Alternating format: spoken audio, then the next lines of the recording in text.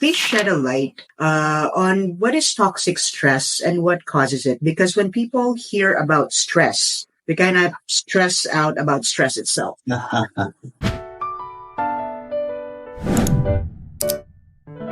Soapbox PH.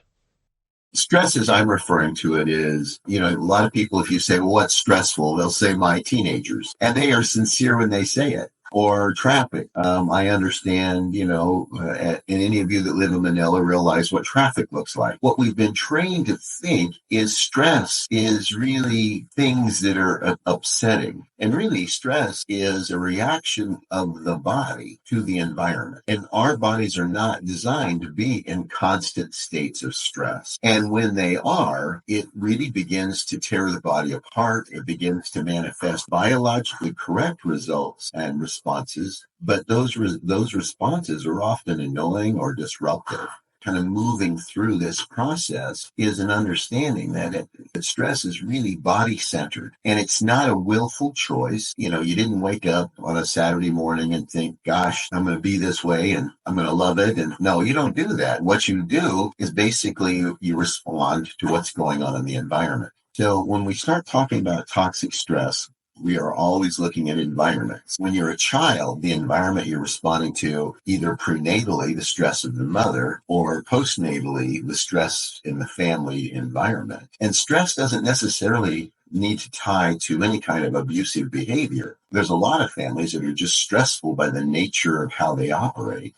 And that stress triggers responses in the body of a child that actually change the way their brain is built and the way their muscles work and the way their heart and respiratory system works. And so, when you start understanding that stress is primarily a biological reaction to the environments that we're in initially, and then as we begin to age, we also develop another response set, which is our internal environment.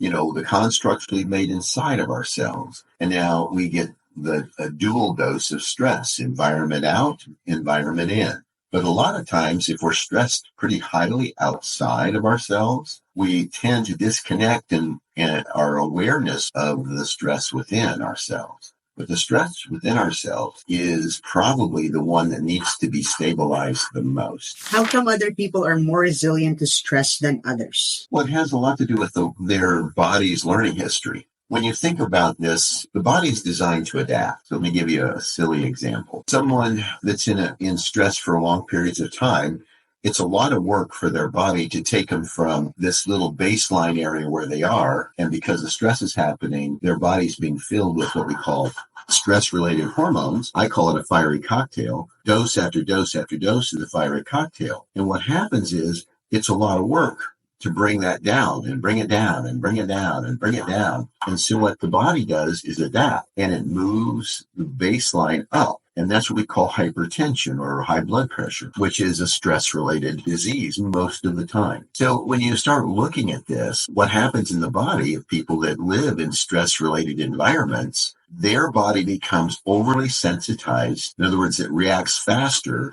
to those hormonal releases because they've adapted.